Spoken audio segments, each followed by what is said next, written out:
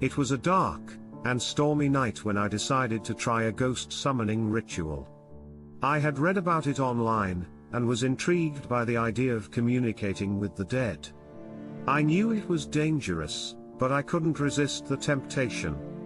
I gathered all the necessary ingredients: candles, salt, a black cloth, and a mirror, and set them up in my bedroom. I sat in the center of the room and began the ritual, reciting the incantation I had found online. At first, nothing happened. I sat in silence, waiting for a response. Suddenly, the candles flickered and went out. I was engulfed in darkness, and a feeling of dread washed over me. I heard a whisper in my ear, a voice I didn't recognize. "Who are you?" it asked. "I'm here to talk to you," I replied, my voice shaking. "Why have you summoned me?"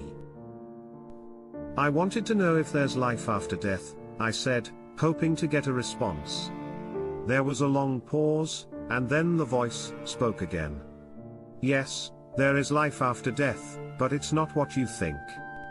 The afterlife is a place of darkness and suffering, and once you enter it, you can never leave." I felt a cold shiver run down my spine. This was not what I had expected to hear. "Is there anything I can do to help you?" I asked, trying to be helpful. "You can release me from this ritual," the voice said. "I have been trapped here for centuries, and I am in pain." "How do I release you?" I asked. "You must break the circle, and extinguish the candles. Only then can I be free." I did as I was told, breaking the circle and blowing out the candles.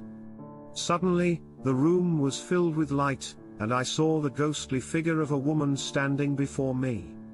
She was beautiful but looked sad and in pain. "Thank you," she said, her voice barely above a whisper. "You have freed me from my torment." And with that, she vanished into thin air, leaving me alone in the room. I sat there for a long time, trying to process what had just happened. I had communicated with a ghost, and it had been both terrifying and enlightening. I knew that I would never forget this experience, and that it would stay with me for the rest of my life. But as the days went by, strange things began to happen. I heard whispers in my ear when I was alone, and my dreams were filled with dark and terrifying images. I knew that I had brought something back with me from the other side, something that wanted to harm me. I tried to ignore it, but it became more and more difficult. The whispers grew louder, and the dreams became more vivid. I knew that I had to do something to protect myself. I went back to the website where I had found the ritual, hoping to find a way to reverse what I had done. But to my horror, the website was gone, and I could find no trace of it anywhere online. I was alone with my terror, with no one to turn to for help.